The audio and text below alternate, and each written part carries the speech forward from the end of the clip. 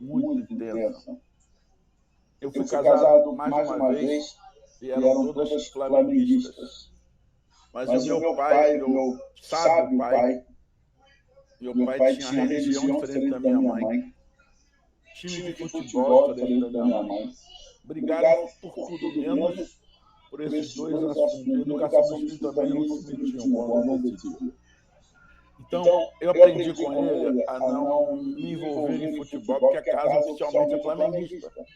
Mas ele era torcedor do Fluminense, como eu também sou torcedor do Fluminense. E quando eu fui casado, várias vezes, oficialmente em casa, a casa era flamenguista, eu também não falava nada. Então, o que aconteceu? Eu fiquei com uma espécie de contradição sobre a questão futebolística muito grande, então eu não tenho muita familiaridade, eu me lembro da tensão em casa.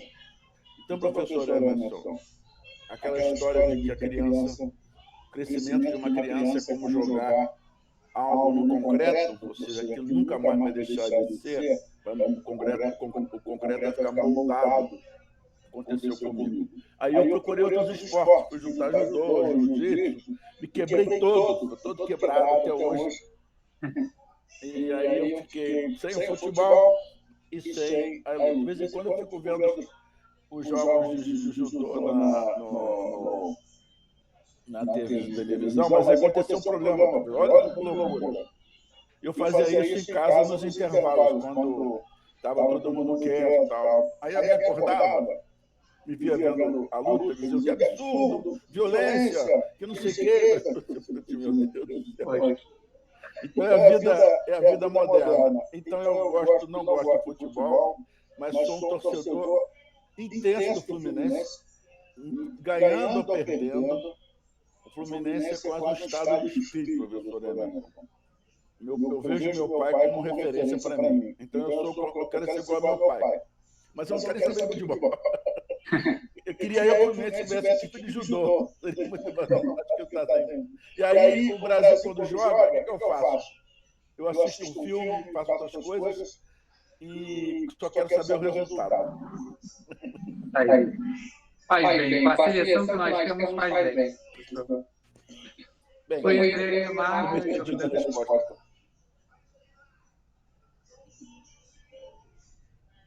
Então, vamos começar? Acho que a Marta queria falar alguma coisa. Boas-vindas a vocês. Professor Conte, boa-vinda. Como vai, Marta? Tudo bem? Um grande prazer revê-la ainda que virtualmente. Todo no trabalho, professor.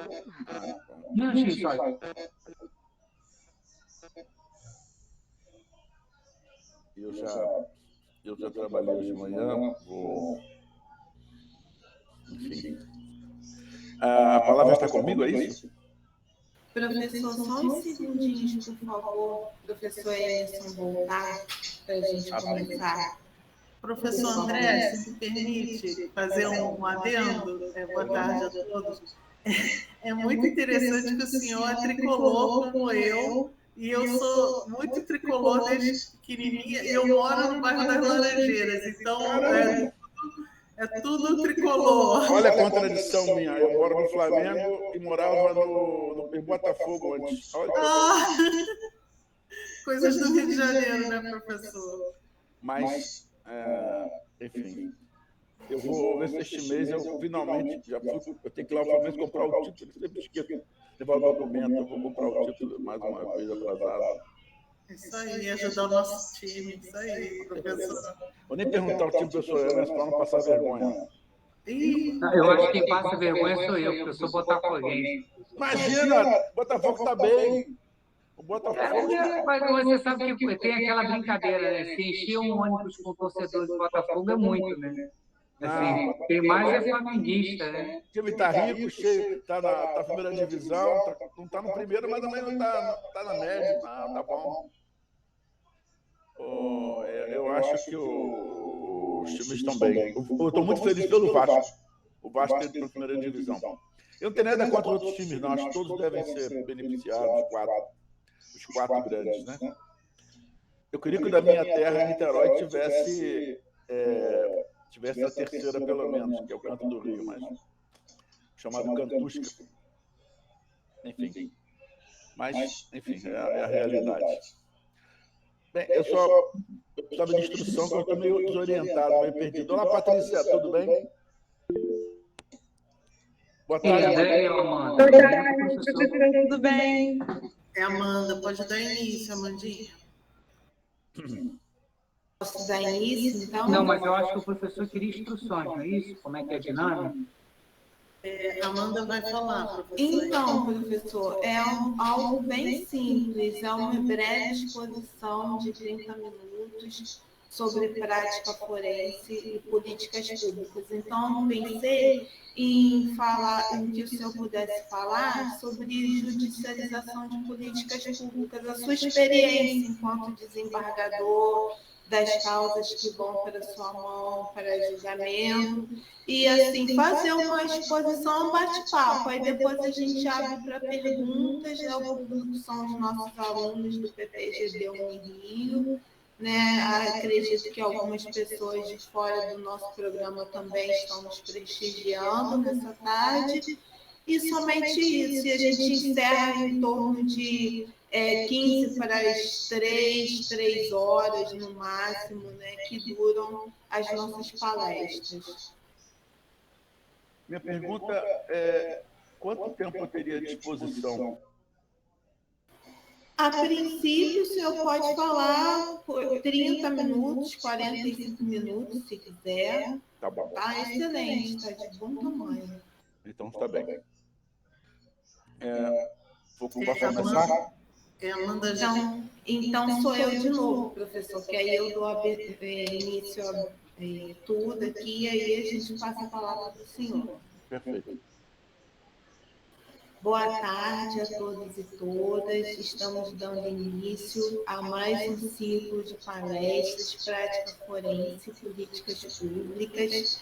Nessa tarde teremos conosco o professor André Ricardo Cruz Pontes, que é doutor em Direito pela Universidade do Estado do Rio de Janeiro, doutor em Filosofia pela Universidade Federal do Rio de Janeiro, doutor em Ciências e História das Ciências, das Técnicas e Epistemologias pela Rural, doutor em Ciências Ambientais pela Rural também, mestre em Direito pela UERJ, mestre em Direito Constitucional pela UF e professor da Unirio no programa de pós-graduação em estricto senso em Direito e desembargador do Tribunal Regional Federal da 2ª Região. Então, muito obrigada, professor André Fontes, pela sua presença, e eu passo agora a palavra para o nosso coordenador do nosso programa, professor Emerson Afonso. Boa tarde a todos e todas. Uma alegria de novo fazer a abertura aqui desse ciclo, né, o último do ano. Queria parabenizar a iniciativa dessas mestrandas super poderosas, que eu gosto de chamar, que é a Andréia, a Amanda, a Sara, a Ana, eu sempre vou esquecer alguém, e eu queria agradecer, porque eu acho que é uma iniciativa interessantíssima. O professor André Fontes, a gente esteve aqui ao longo de diversas semanas, inúmeros profissionais de vários estados do Brasil, todos eles debatendo aqui as suas perspectivas de como a questão da política pública no processo judicial. Né? Alguns na perspectiva de advogado, nós tivemos defensor aqui, tivemos também promotor, e agora hoje a gente encerra, acho que com uma feliz escolha, que é com o nosso querido professor André Fontes, que é o nosso decano, é um dos nossos decanos da Faculdade de Direito, da Escola de Ciências Jurídicas da Unirio. Ele esteve lá no início, a gente, quando fez ano passado 30 anos de homenagem ao aniversário da escola, nós chamamos o professor André Fontes, que ele esteve lá desde o início. Atualmente, ele também é o nosso decano do programa de mestrado, ou seja, ele está conosco aí já há os 10 anos que nós estamos comemorando esse ano de programa de pós-graduação. O professor André Fontes está conosco. Então, acho que é muito feliz o encerramento do ciclo esse ano com o professor André Fontes, porque ele é assim a nossa prata, não vou nem falar prata, a nossa ouro da casa, né? Ele é assim, um dos nossos fundadores da escola, um dos fundadores do nosso programa, e além disso, como já a Amanda narrou, tem um currículo exemplar, é uma trajetória, um homem extremamente erudito, que estudou bastante, se formou, e que, assim, é engraçado, professor André Fonte, que aonde eu passo, você já passou. Então, a gente tem uma história muito engraçada, né? Lá na Rural, os colegas falam de você lá na formação do nosso curso de Direito da Rural. Eu fiz mestrado na UF, e o professor André Fonte tinha também feito mestrado lá, né? E aqui na Unirio, hoje a gente é colega, graças a Deus. Eu posso ver a trajetória belíssima sua lá. Então, professor, fica a nossa homenagem, que assim, todos os lugares que o senhor passou e o senhor está, o senhor deixou o contributo e tornou um lugar melhor. Então, o senhor tem muito para contribuir ainda. Eu fico muito feliz de poder estar aqui. E hoje eu acho que discutir judicialização com o senhor é uma oportunidade de entender, né, como é que as políticas públicas estão no judiciário, ver a percepção do senhor como desembargador em relação a isso. Então, muito obrigado por ter tido disponibilidade na sua agenda para poder estar aqui conosco. Vai ser um prazer ouvi-lo e obrigado novamente por estar aqui. Bem, acho que a palavra é minha agora. Eu, inicialmente, saúdo o professor Emerson, que talvez merecesse esses elogios todos que a mim foram dirigidos. Indiscutivelmente é o nosso melhor coordenador do curso. Acho que não há a menor dúvida a esse respeito. Foi uma das admissões mais importantes que a Unirio fez nos últimos anos, talvez a mais importante. Deixo aqui o registro, então, da minha satisfação e reconhecimento do trabalho dele na universidade, especialmente agora no nosso programa de mestrado. Eu também queria fazer uma breve introdução, que também parece uma digressão, mas é uma introdução. É que eu me formei há muito tempo, em 1982, e naquela época só tínhamos 3 grupos de estudos na área social jurídica. E era isso orgânico do curso de Direito. E eu tive essas matérias. Eu até tive 4, não 3. Que foi o Direito do Trabalho, aliás, eu tive 3, desculpa, o Direito Previdenciário, e tive Direito Eleitoral também, que eu incluiria nesse grupo. Mais tarde, já formado nos anos 90, nos anos 90 especificamente, por imposição da Constituição da República, nós tivemos a criação do direito do consumidor. Então, até, diria assim, aos anos 90, essa questão social ela é dominada, basicamente, por 2 grandes ramos, que eram o direito do trabalho e o direito previdenciário. Nós não falávamos, não se tratava, não se mencionava, não se conhecia essa locução política pública, pelo menos não como nós hoje apresentamos ou conhecemos. A adesão do direito do consumidor, que no início estava muito distante desse conceito mais amplo social, também não mereceu essa relação mais próxima com os direitos, seria-se mais amplamente conhecidos como sociais. E por que eu chamo a atenção disso? Porque na literatura em geral, a despeito de ela ser tratada de forma específica, entenda-se a política pública como algo específico, ela de alguma forma vinha como instrumento desses outros ramos, do previdenciário, da política do direito do trabalho e do direito do consumidor. No meu tempo, por exemplo, não havia direito do consumidor, só foi surgir nos anos 90, mas era muito forte a presença do direito do trabalho e do direito previdenciário. No direito eleitoral, isso também não era conhecido. Talvez o direito eleitoral fosse o ambiente que melhor hospedasse a política pública. Mas vamos ver que só nos anos 2010 é que esse assunto vai para o direito eleitoral. Vou fazer menção a esse aspecto. Pois bem, nós hoje talvez tenhamos políticas públicas em outros campos, mas isso é para mencionar que até a criação do programa nosso, o conhecimento, o debate disso era muito limitado. Havia uma obra conhecida, uma única obra que eu tinha acesso, e que, lembro, havia sido escrita de uma forma muito rápida, conforme o autor falou, mencionou, como se fosse uma coisa muito óbvia. Mas a verdade é que a política pública talvez seja a última grande construção clássica da política, ou talvez seja a primeira grande construção de uma nova versão de política, já que ela surge em meados do século passado, 1950, por aí, 51. Então, ela encontrou seu lugar ao sol de tal maneira que ela poderia ser classificada já como um tema clássico. Por isso ela iria ser, talvez, o último tema importante da política, ou da ciência política. Mas eu acho que esse percurso dela se deve a uma grande lacuna também, que era das atitudes, das decisões, das intenções do administrador, do político, em agir de forma a estabelecer ações específicas para a governança pública em geral. Nós aprendimos no direito, na sociologia, que eu tive aula de sociologia na graduação, foram muito importantes para mim na época. Talvez seja objeto se fosse objeto de um outro assunto, uma outra discussão. A faculdade que eu fiz não era muito boa, mas ela deu um ano de matérias não jurídicas, um ano inteiro. Política, antropologia, um ano de sociologia, lógica. Eu que tinha saído da química, eu era estudante de química, para lá, foi muito importante essa transição.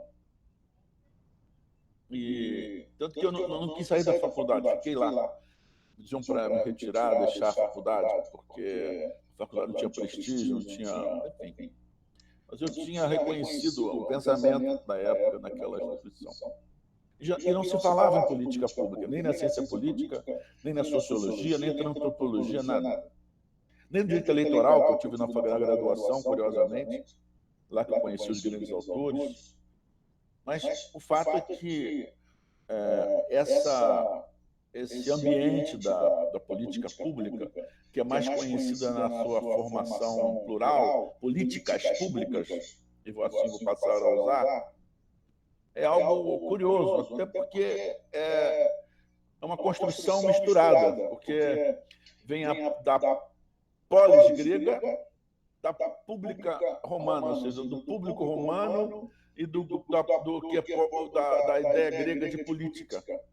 Talvez ela não é só clássica porque é a grande construção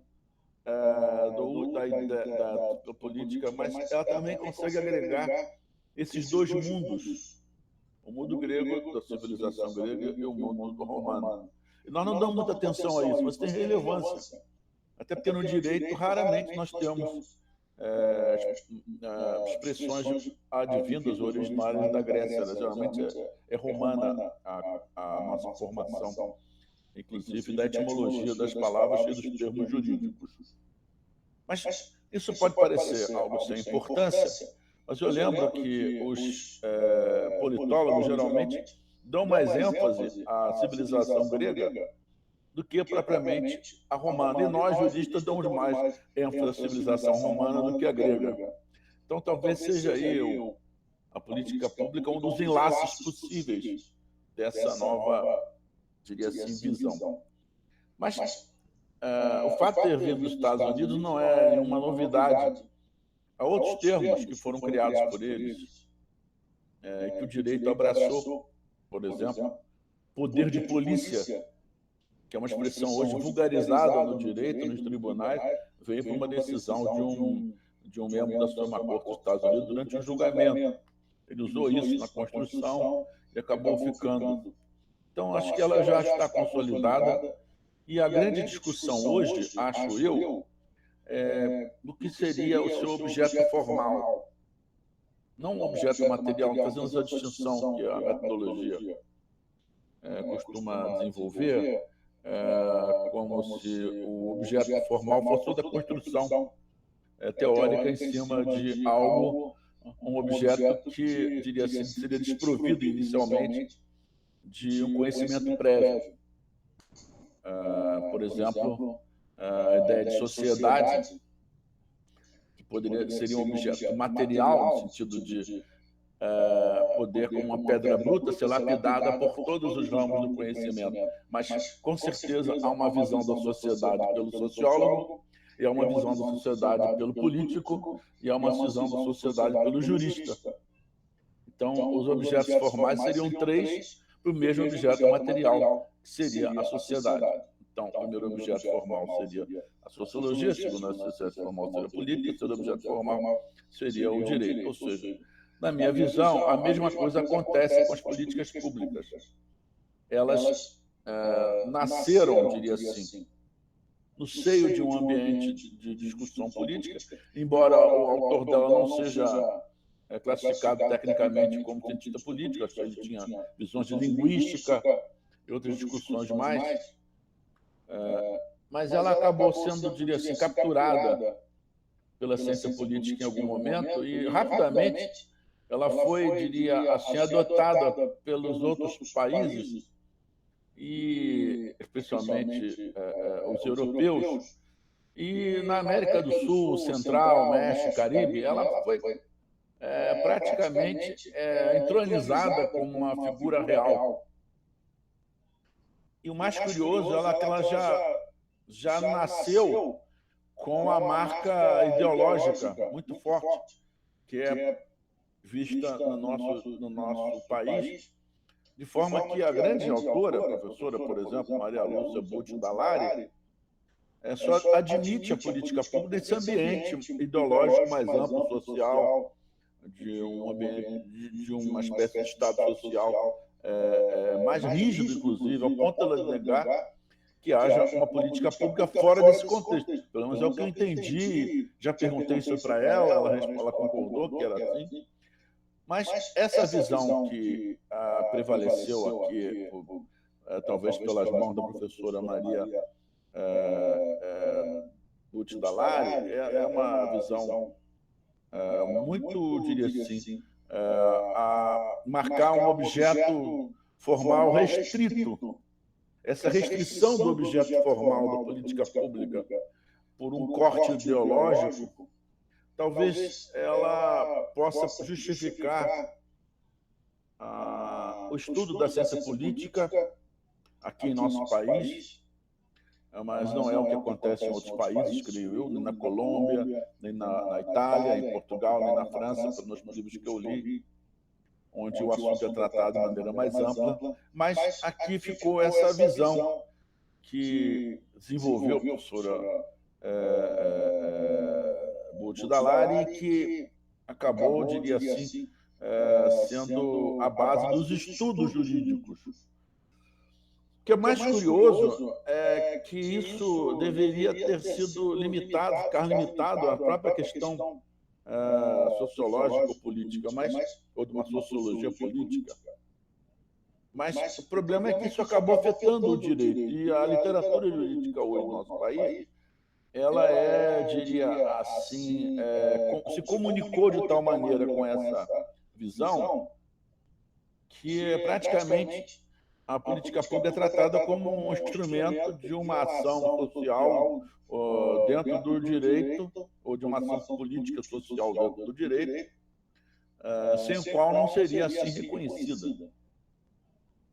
Mas isso acaba gerando um outro problema, que foi, que para nós juristas é muito grave, a ideia de um direito tomando direitos sociais como base, ou seja, talvez os estados totalitários sejam marcados justamente por tomar o direito como fundamento do próprio direito.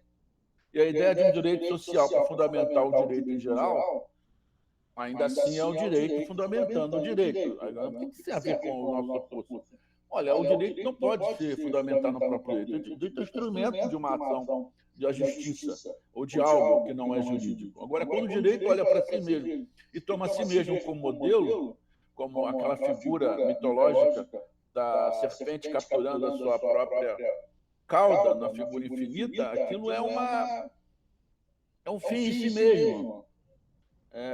Carl Schmitt, que é cada vez mais estudado, chamou a atenção da necessidade do Estado voltado para a política, mas quase que o Estado visando o próprio direito.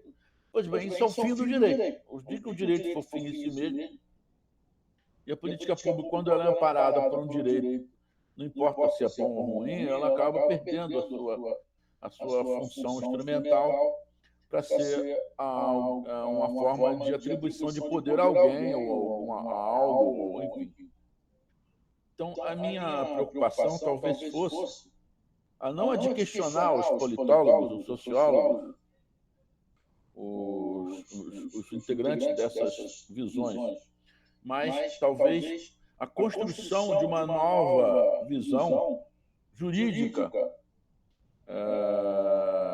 de um direito das políticas públicas dessa forma, assim como houve um direito dos consumidores, o direito do consumo, o direito da economia, o direito do urbanismo, o direito da seguridade social, o direito do trabalho, assim como houve o direito de família, que não se confunde com a própria família, talvez um direito da política pública, ou das políticas públicas, que tiraria essa visão ensimesmada e, pior, com objeto restrito, que no Brasil parece que se tornou um modismo de achar que a política pública é só na visão ideológica do Estado Social, o que significaria dizer que não haveria política pública nos Estados Unidos da América, numa visão muito mais rigorosa, porque eles não adotam essa política, essa maneira de pensar.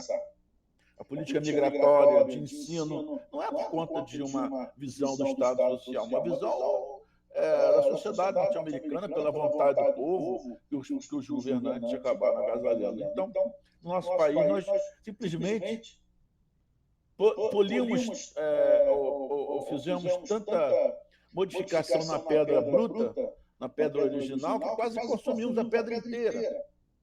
E hoje reduzimos a política pública a uma política social do poder executivo na doutrina tradicional, ignorando que ela é muito mais ampla, ela está desligada de aspectos formais de ser do executivo. Será que o legislativo, quando começou a trabalhar com o direito do consumidor, não estava fazendo política pública? Alguém discute isso, mas não é o legislativo, não era o executivo, é o legislativo. Mas nós temos visto uma restrição, não só ideológica, como também orgânico, formal, de que só o poder executivo poderia fazer isso. E aí já se discutiu, e quando o judiciário começa a receber denúncias de estupro ou de denúncias de violência contra a mulher, e começa a receber denúncia e processar isso, essa situação de fato, aumentando os recebimentos de denúncias, não interfere nas ações em geral, e não é uma interferência vista do Estado, é uma visão que tem que ser discutida. Então, a ideia de um objeto formal que a literatura tem trazido como sendo algo ideológico, socializante, usando aqui a expressão de Jacir Menezes e de Pinto Ferreira, autores clássicos, eu acredito que a ideia melhor, primeiro, seria se libertar dessas visões, não para dizer que elas não existem, mas para dizer que é possível que haja outras coisas além da visão social ou da ordem social. Como assim? Isso é um retrocesso? Ao contrário.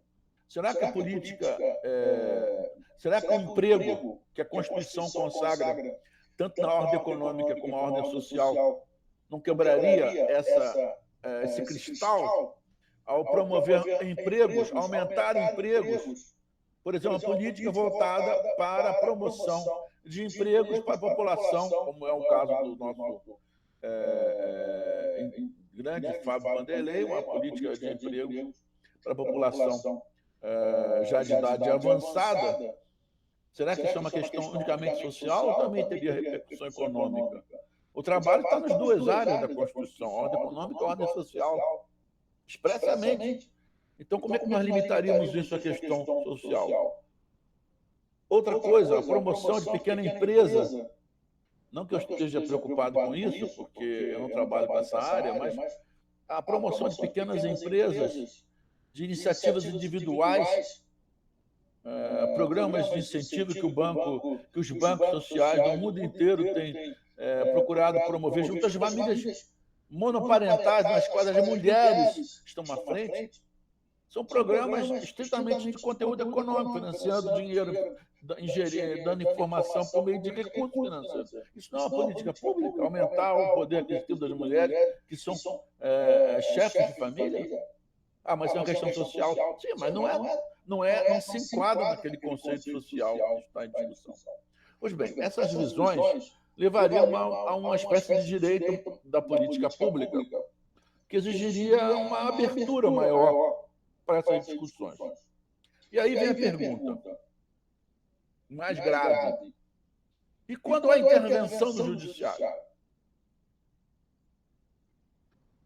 O judiciário intervém, geralmente, ou deveria ser pontualmente, cirurgicamente, para resolver um conflito, para alcançar a paz social.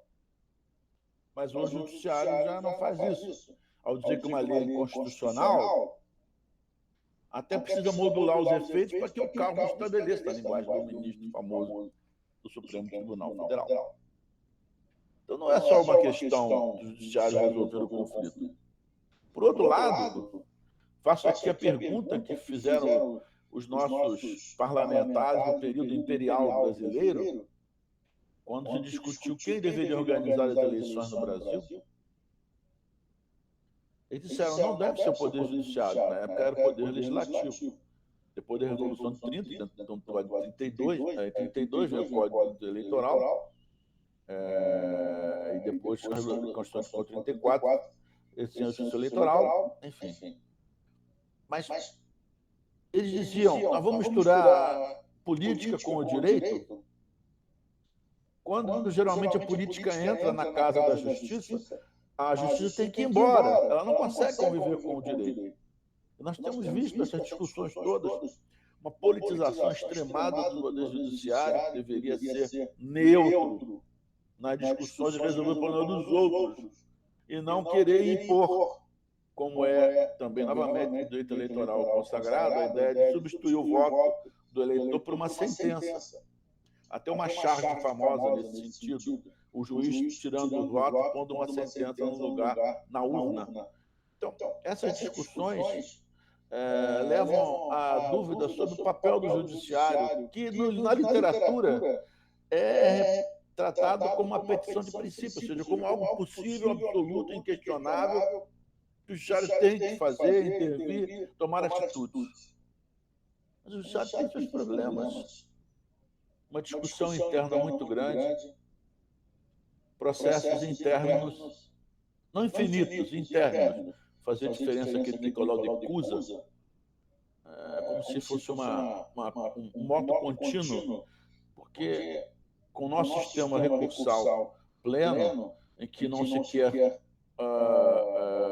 a efetividade da justiça, que essa é uma ideia de justiça, o ideal de justiça absoluto, que não tem fim, o judiciário acaba gerando problemas, como excesso de incidentes, uma lentidão insuportável, uma quantidade de debate, formalismos desnecessários.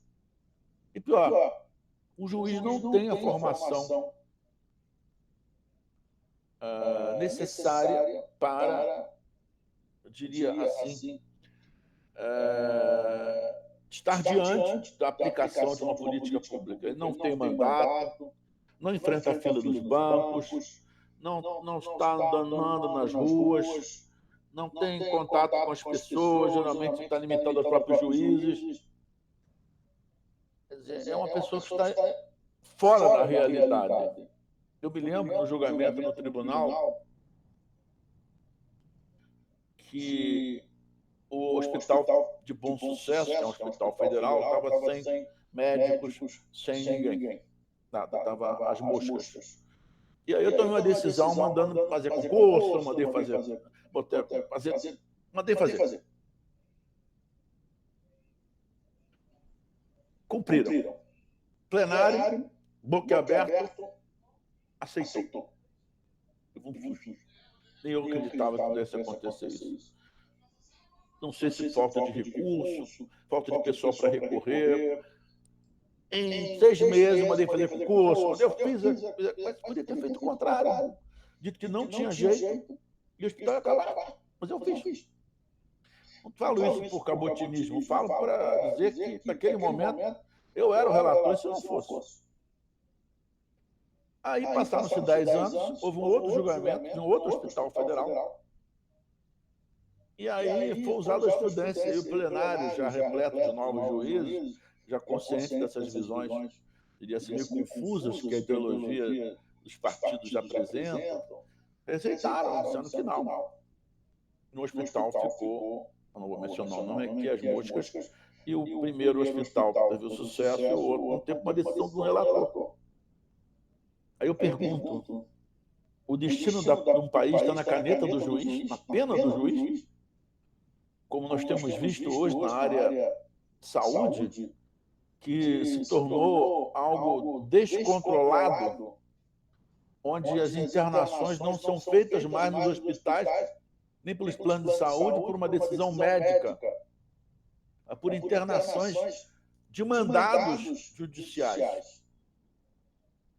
E se o advogado é um advogado competente, militante, com uma rede de contatos do juízo muito grande, ele consegue a internação. Se não tem, ele não consegue a internação. E quem é que fica em favor da população mais pobre? Ninguém. Porque a defensoria está muito distante da realidade, já que não tem estrutura, nunca vai ter estrutura para alcançar esse mistério mais amplo, social mais amplo. E aí é um pequeno grupo de advogados que passa a ter um monopólio desses acessos.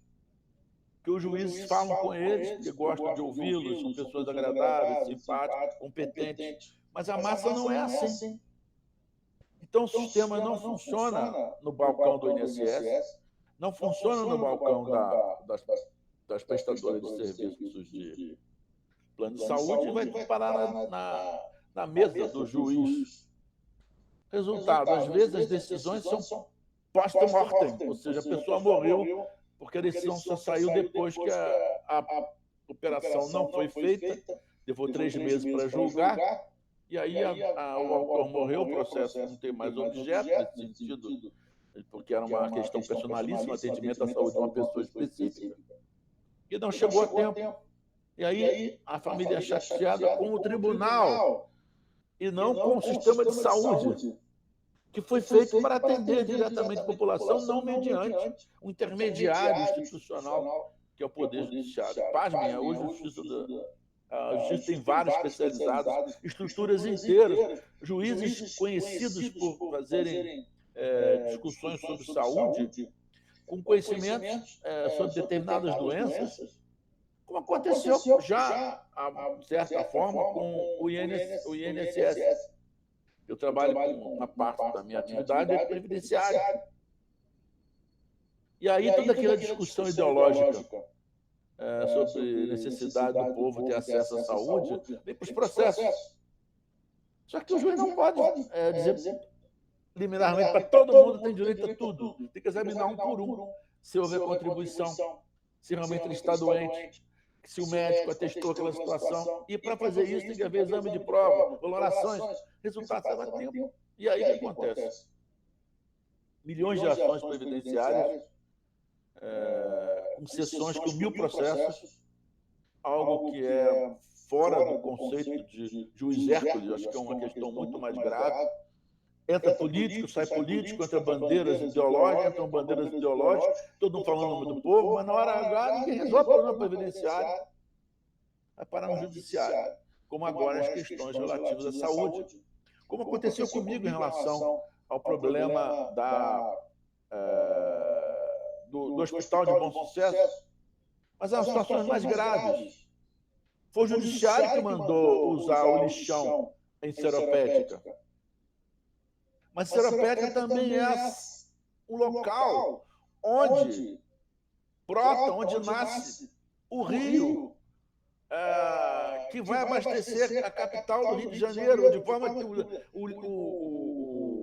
o líquido, que tem um nome muito feio, não vou usar aqui, aquele conjunto de coisas que se liquidificam no lixo, acabam indo para o lençol aquático que vai abastecer a capital do Rio de Janeiro e toda a região da Baixada. Foi decisão judiciária, porque a parte não conseguiu argumentar o suficiente. Esse é o judiciário. Pensa em quem tem razão e não na necessidade que a sociedade tem de adequar-se às questões relativas à problemática da água, do uso da água, e, ao mesmo tempo, ter que dar um destino ao lixo, contraditoriamente, no mesmo local, como aconteceu em Seropédica. O judiciário fez isso. E aí é uma exacerbação dos conceitos de política pública no controle, como o judiciário tivesse que controlar para fugir da ação do político. Mas a ação política não é mais considerada como tal. Nós usamos hoje a expressão política pública, que não é apenas uma ação concreta, as intenções do administrador, entre o que se tem que fazer e o que se faz, também é a política pública. Então, sei que meu tempo já está terminando, para esclarecer, o nosso colega Orlando Padeiro chamou a atenção no caso da SEDAI, que era uma situação curiosíssima no Rio de Janeiro. Eu fui o relator desse processo da SEDAI, e de um lado tínhamos uma pressão econômica muito séria no Estado, porque o pagamento das pessoas, dos servidores do Estado, dependia da alienação da SEDAI. Alguém que disse isso hoje não conhece a realidade. Os salários estão atrasados, não se pagava, e dependia do pagamento da verba que o governo federal emprestaria, financiaria e finção da alienação da SEDAI, que era o caos. A SEDAI é um caos, era pelo menos. Uma empresa riquíssima, bilionária, que não conseguia manter-se fora do vermelho pela quantidade de atos inexplicáveis na SEDAI. Inexplicáveis acontecendo na SEDAI. De um lado, os trabalhadores ajuizando a ação, dizendo que era o capitalismo contra a vontade do povo, a necessidade do povo, e de outro, as pessoas queriam o dinheiro do pagamento. Era esse nível de discussão. Não preciso dizer que durante os debates aflorou a discussão ideológica. E, novamente, eu trago a discussão ao debate se essa discussão ideológica, que é própria da política pública, vai para o judiciário. Judiciário que não foi eleito, que não tem vocação política, que é a todo momento chamado a fazer isso, pode e deve fazer isso. É uma discussão. E se for, nós temos que fechar a justiça eleitoral. Vamos ter que fechar a justiça na previdenciária, fechar a justiça do trabalho. Porque o argumento na justiça do trabalho é que todo trabalhador tem direito a tudo. Quem advogou lá sabe disso. Eu fui advogado de empregado, sindicato de empregado. E a situação exigia que o juiz conferisse. Mas se for pensamento social absoluto, não dá a justiça do trabalho, acabar com a justiça previdenciária e transformar num estado de bem-estar total, algo completamente fora da realidade, que cai nessas ideologias que nós temos visto como exemplo a Coreia do Norte, que afirma estar acima de todos, mas, na verdade, é um país com um nível social profundamente lamentável. Muito bem.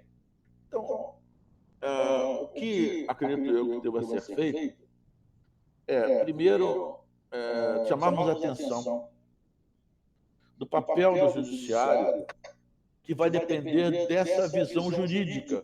Talvez um direito das políticas públicas possa alcançar. E separar a política pública do direito da política pública, como a família foi separada do direito de família. Ninguém quer saber como é que o pai, a mãe ou os pais, ou as mães, vão decidir qual vai ser a escola, como é que a criança vai ser. O juiz não pode decidir isso. O juiz não pode substituir os pais na educação do idioma que vai aprender, da higiene que as mães e os pais ensinam aos pais, enfim. Isso é uma questão da família. Por isso, de família não se confunde com a família. O patrão não se confunde, o direito do trabalho não se confunde com o trabalho. O mecanismo, a estrutura interna de uma companhia não se confunde com o direito, a visão dela. A política do consumo ou do consumidor é uma questão empresarial, social, mas não se confunde com o direito do consumidor. Assim também com a política pública não se confunde com o direito da política pública. Então, a melhor solução talvez fosse a criação de um direito à política pública, de forma a amparar o judiciário com meios, argumentos, técnicas, que os juízes pudessem ser formados, trabalhar nisso e não ficar ao sabor das emoções, dos debates e, pior, das suas impressões ideológicas, geralmente não muito boas, já que o juiz não sofre as coisas que a população em geral sofre. Aí eu pergunto, quem está melhor capacitado para dizer a necessidade de uma mulher com 3 filhos em casa, sem ter o que comer na comunidade do Rio de Janeiro? O padre que vai lá todo dia levar comida da doação ou o Papa no Vaticano, que não sabe que sequer existe essa mulher? É mais ou menos isso que queremos fazer no controle jurisdicional da política pública. Que alguém que não conhece, não sofre, não sensibiliza, passa a tomar lugar do verdadeiro autor, aquele que pode ser retirado, votado, discutido. A discussão é longa.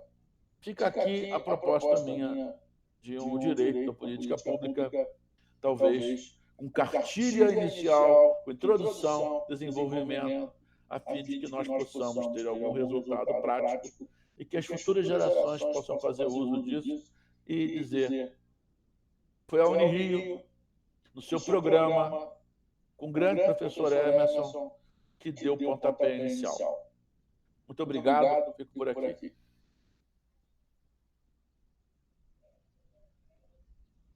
Muito obrigada, professor André Fontes, por essa brilhante exposição que nos brindou nesta tarde.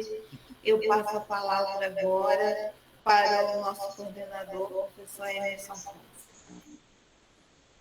Obrigado, Amanda. É engraçado, professor André. Nós tivemos semana passada o 2º Congresso de Direito e Política Pública, e lá na Unisc, em Santa Cruz do Sul, tive a oportunidade de ir. E a fala de um dos colegas foi exatamente a fala sobre isso, né? Dizendo que uma abordagem de direito e política pública pressupõe um direito à política pública, pressupõe a gente fazer uma organização. E a própria professora Maria Paula lá estava falando isso, ela falou: olha, é o momento da gente fazer um repertório. Eu falei isso ontem em aula com os alunos aqui, né? Um repertório de direito e política pública para que a gente possa subsidiar com as pesquisas o conhecimento. Então, o senhor vanguardista, como sempre, já adiantou isso, e ano que vem o nosso congresso, como o senhor viu lá, vai ser aqui no Rio de Janeiro, então acho que vai dar para a gente aprofundar essa questão, todo mundo que vai estar aí, a Maria Paula de novo, o Saulo e tudo mais. Mas a Amanda, a Andréia, todos em geral, né? É impressionante a capacidade do professor André Fontes circular por conceitos e teorias. Então, discussões sobre micro e macro justiça, discussões sobre capacidade institucional do Poder Judiciário, discussão sobre a própria epistemologia de direito e política pública, né? A apropriação da public policy no conceito romano-germânico, francês, e a aproximação da ideia de política do modelo grego-romano, que deu origem ao modelo anglo-saxão depois. É muito rico o que o professor fala, e eu acho que traz esse debate importante, de que é um debate que certa vez o Barroso colocou no livro dele, né? Não devemos ter a pretensão de salvar o mundo com papel e com a caneta, né? De entender que o Poder Judiciário não pode ser, como chama o colega da FGV de São Paulo, o alter ego da sociedade, a ponto de qualquer problema que a sociedade tem, ela buscar conduzir seu judiciário, porque aí corre o risco dele virar essa figura que faz escolhas políticas essa figura que é descolada, sim, de uma realidade subjacente, que tem outro perfil, como o senhor chamou a atenção, e que acaba tomando uma decisão política que, como o senhor colocou muito bem no caso do Hospital de Processo, por mais que possa ser boa hoje, é contingencial, porque depende de uma pessoa, ao invés de ser construída no espaço chamado gestão. Então, assim, gente, brilhante, acho que foi muito feliz essa escolha do professor para encerrar o nosso ciclo desse ano, que levantou inúmeras questões. Eu devolvo a palavra para a Amanda, que eu não sei se vocês vão abrir para alguma pergunta, alguma coisa, mas queria só destacar esses pontos para vocês verem que o debate é nesse sentido, que a gente precisa construir mesmo o direito da política pública, e que eu acho que a gente tem um congresso no ano que vem para debater isso de forma melhor. Vou ter que fazer questão da gente ter uma mesa sobre isso e talvez o senhor participar junto com o professor que propôs esse tema para a gente começar a construir esse repertório aí fundamental. Eu até já cantei o Saulo, que na verdade a gente tem que começar com um dicionário, né? Então, assim, dizer o que é para o direito controle de política pública, o que é avaliação de política pública do direito. Estou assim, insistindo com ele, que a PUC de São Paulo fez esse trabalho muito bonito no direito público, ficou fantástico, acho que a gente pode fazer direito de política pública. Amanda. Muito obrigada, professor Emerson. E agora a palavra para os nossos ouvintes, se há alguma pergunta para o professor André Fontes, se alguém quer fazer alguma colocação. Eu só agradeço a oportunidade. Eu confesso que não sabia muito bem quais seriam os parâmetros da exposição, mas acho que deu certo, pelo menos na primeira impressão. Obrigado mais uma vez pelo convite. Nós que agradecemos, professor. Bem, como não há perguntas... Perguntas, crianças. Aproveita a oportunidade. Estou vendo todo mundo com a camisa do Brasil já ansioso para o jogo, mas o que está em jogo aqui também é importante. Ninguém tem uma pergunta, comentário? Professor, eu tenho várias, com licença. Primeiro, gratidão à Amanda, e principalmente ao professor Emerson, e mais ainda ao professor André Fontes, que muito generosamente concordou em vir aqui proferir essas palavras, como o professor Emerson falou. Ele foi ali na raiz, nas palavras, no cerne da questão, muito interessante.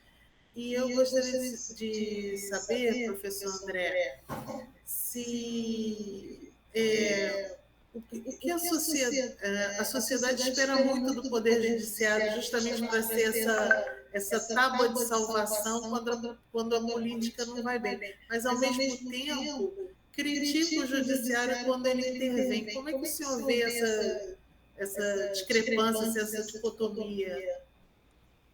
Eu me lembro de uma passagem de uma entrevista da Lady Diana, a Lady Diana Spencer, Diana Spencer, como queiram falar. Perguntaram a ela, e o príncipe Charles?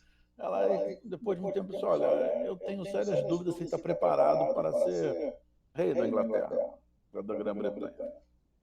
Eu não estou falando isso apenas para responder, eu não sei se ele está preparado. Eu não tenho essa convicção. Mas agora ele é o rei da Grã-Bretanha, da Inglaterra. E a impressão que eu tenho, aquela entrevista da... Alô? A impressão que eu tenho é que a entrevista da Diana Spencer, da Diana Spencer, da princesa, que apesar da rainha ter tirado o título, o povo não tirou, então disseram que é a mais importante. Diz que o povo nunca tiraria o nome da princesa dela. Então fica aqui o meu respeito. Eu era fã dela, uma pessoa de uma personalidade realmente intrigante, mas também com um coração que merece a minha, diria assim, respeitabilidade e cuidado na maneira de falar sobre ela. Mas ela falou isso, e eu acho que é o que acontece hoje, há muita expectativa em relação ao Poder Judiciário. O Código Civil foi mudado para, ao invés de termos interdições previstas em lei, e deixamos aberto aos juízes interditarem. Hoje estão interditando por causa de dinheiro os pais, os filhos interditando os pais, sem controle. Quantas pessoas estão sendo interditadas por decisão judicial sem que o código possa dar um parâmetro, porque foi achado que isso era demais no código. O Código de Processo Civil agora não tem mais a previsão expressa das decisões não terem efeito suspensivo, tem que querer o juiz. Ora, só o advogado mais conhecido que vai conseguir isso. Acharam que o juiz faria essa avaliação. Não é possível. Então, esses dois exemplos do Código Civil e do Direito Processual Civil mostram que a sociedade confia demais nos juízes, como se fossem capacitados. Ora, o Código mudou em 2002, o Código de Processo Civil de 2015, mas não havia um curso sequer para os juízes fazerem do novo Código. Os juízes não fizeram curso, não foram se alunos do professor Emerson para saber as mudanças da lei de licitações. Alguém pode ser um juiz sem ter sido aluno do professor Emerson? Impossível. Não falo isso da boca para fora. O professor Emerson tem essa capacidade de trabalho, uma personalidade impressionante. Mas os juízes não tiveram essa formação, não tiveram atualização, não conhecem o dispositivo de lei. Uns nem sabem, às vezes, determinadas vezes os advogados falam coisas, nem sabem o que estão falando. Então, há uma expectativa muito grande. Isso me faz lembrar, uma parente minha era muito nova, se casou com menos de 18 anos. Isso tem muito tempo. E aí o marido devolveu, dizendo que ela não sabia cozinhar. Mas a mãe falou, você é uma menina, ela jovem, tinha 16, 17 anos, mas queria casar, a mãe não, tá bom. Não havia jeito de mudar, ela disse que ia fugir, na época falava isso, se não casasse ela ia fugir. A família se reuniu, já, você vai fazer isso, então.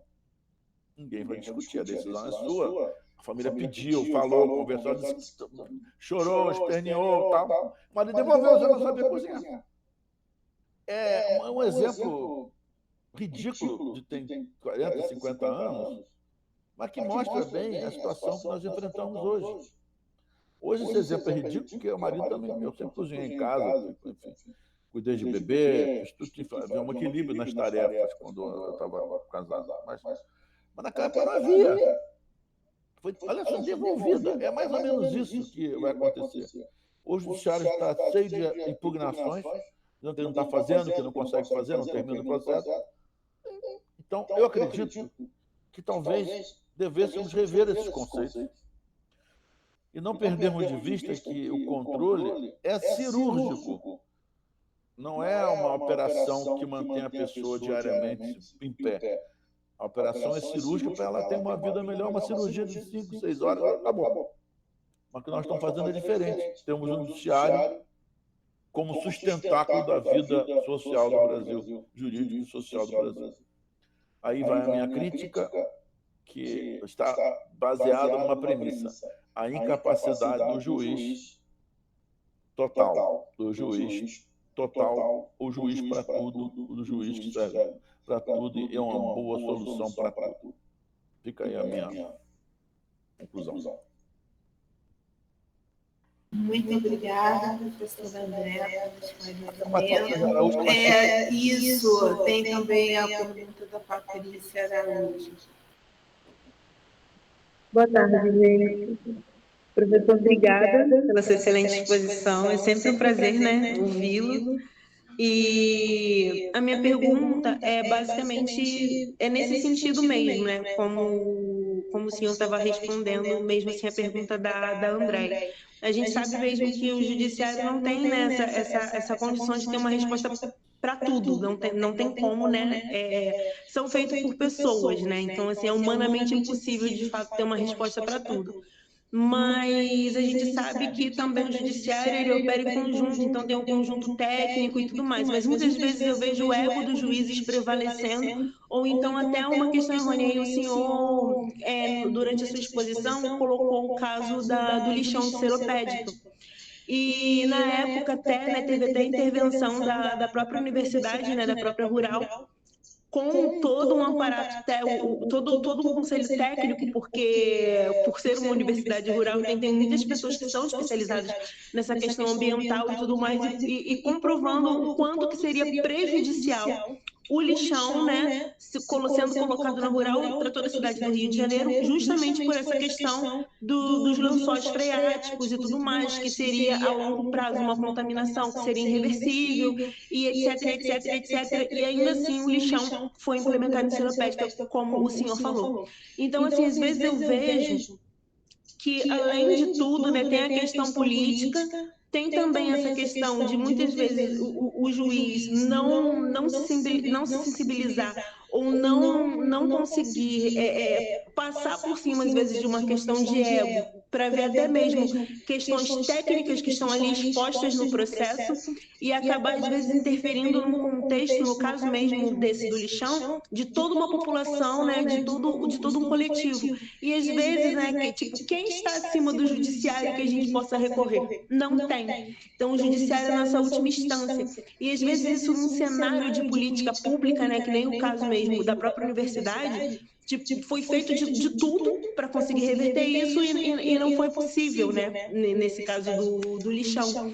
E aí eu gostaria de saber, assim, nesse caso, por exemplo, o senhor tinha colocado na sua exposição que foi, de fato, uma questão meramente política, de fato, nessa situação. A gente sabe que tem coisa julgada, que tem tudo mais, mas, assim, o próprio judiciário nessa questão não poderia, às vezes, ser responsabilizado depois por esse tipo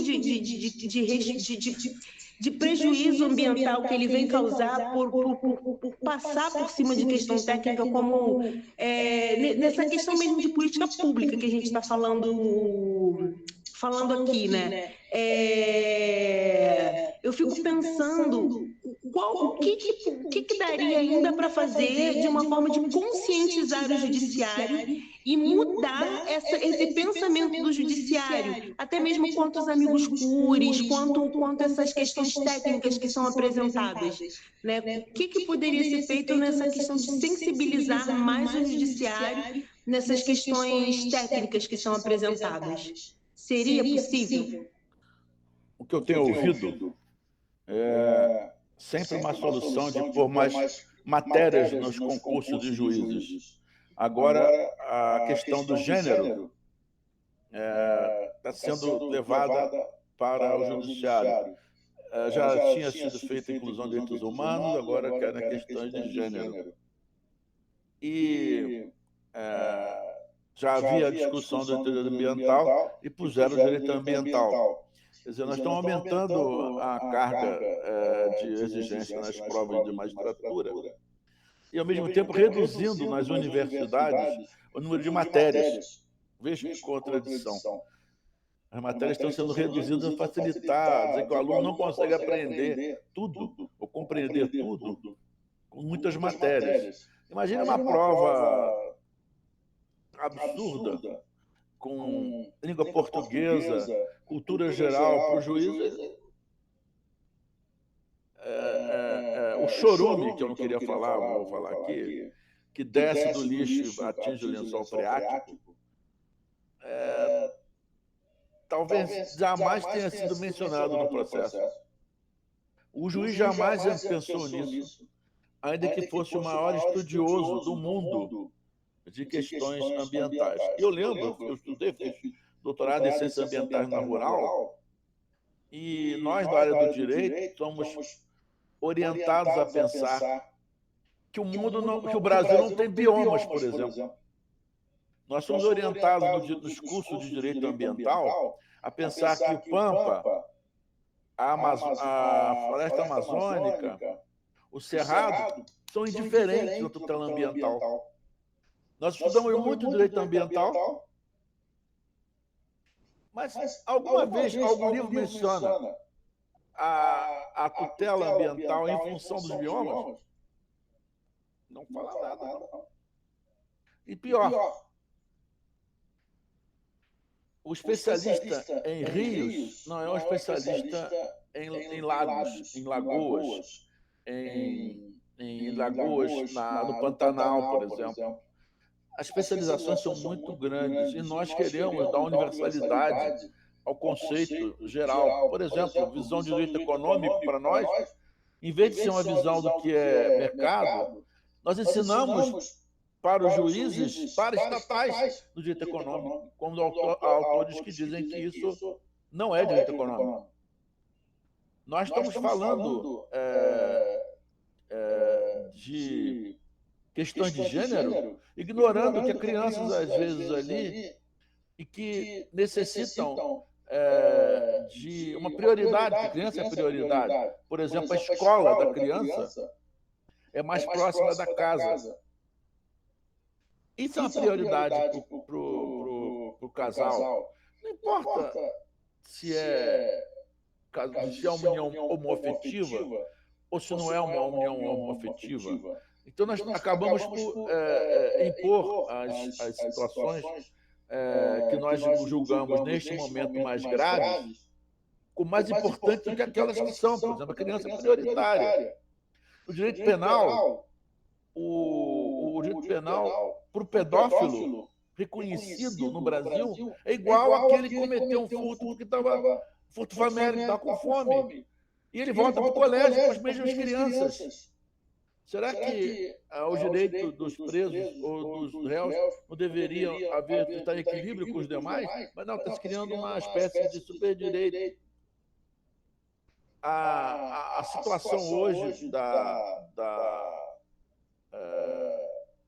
das cotas raciais, que eu briguei muito no tribunal, e pessoas que não adianta dizer que são negras, que não batem, fico de pé junto dizendo que não são. Fui processado por isso, porque eram pessoas que estavam fazendo encenação. Eu levei isso para as ONGs, encenação com a imagem. As coisas chegavam ao ponto, a pessoa mexia com o cabelo, ia à praia para poder criar uma fotografia mais escura, para dizer que a pessoa não é negra, você não é negra, e começou uma discussão. Então, essa supervalorização, disseram, não, eu era racista porque eu não queria admitir um negro. Aí, chamei uma ONG, a ONG mais radical na época, para ele participar do processo. A ONG fez uma confusão, tiraram o sujeito. Mas eu precisei de apoio da ONG, senão eu não ia conseguir. E nós estávamos criando uma inversão, ou seja, quem não precisava acabava sendo beneficiado em detrimento de quem precisava. Esse superdimensionamento de certas minorias ou de direitos acabam gerando problemas práticos. Nós temos que manter equilíbrio, o direito da mulher e da família, o direito da mulher e da criança, as relações homoafetivas, o direito das relações das crianças. Tem que haver um equilíbrio, nós vivemos uma sociedade, todos nós juntos, nós estamos no mesmo barco. Ninguém nega que a mulher precisa de tutela diferenciada. Ninguém nega que as relações homoafetivas precisam ser protegidas. Precisam. Isso não adianta, não é questão ideológica, é questão do Estado. Porque todos nós somos brasileiros, todos merecemos a nossa proteção da nossa integridade física, da nossa dignidade. Mas quando você eleva demais e você ignora o outro, a criança que não tem. A criança não tem, geralmente, no caso da criança, que é o mais sensível, não tem proteção. Então, na questão do pedófilo, a criança recebe de novo a visita do pedófilo, porque ele volta para o lugar. Na discussão sobre o direito na união homoafetiva, não pode estar, diria assim, hierarquicamente superior à questão da criança. Os dois têm que estar em equilíbrio. Então, a ideia da união afetiva protegida tem que estar em equilíbrio com a proteção da criança, com a proteção dos mais velhos, com a proteção dos que têm necessidades diferenciadas. Todos devem ser protegidos, mas não quem tem mais poder naquele momento. E vai que o juiz, por uma formação excepcional, seja um juiz mais ligado a essa questão. É um juiz que às vezes se sente mais...